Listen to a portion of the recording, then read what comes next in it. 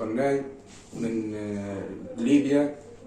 طبعا معروف في ليبيا رئيس نادي الحمادة الحمراء، يعرفون الليبيين الكل. حدثت عندي مشكلة في الغدة، ولكن بعد التحقيق والتأكد وين ندير العملية وين نعالج، اتجهت الحقيقة لمصحة زغوان. هي ممكن حتى الليبيين ما يعرفهاش، لكن الحقيقة رائعة.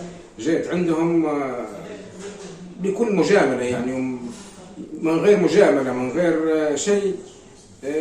جيتهم رحبوا بي الحقيقة، وكانت الكشوفات وكان الاستقبال وكان يعني وفيها شوي علاقات شوي هيك.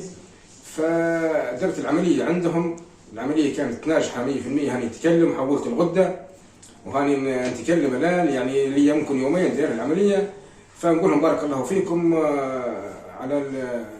على المعاملة، على الاستقبال، على الشغل. الطاقم كله يعني عرفوني وعرفتهم، وبدأت قريب حتى واحد منهم نقول لهم حياكم الله وبياكم. ونحاول يعني راهو ممكن حيذيعوه الفيديو هذا.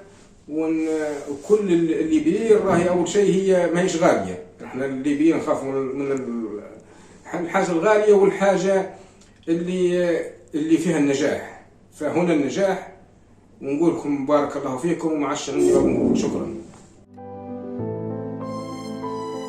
مصحة زغوان، صحتكم أمانة بين يدينا.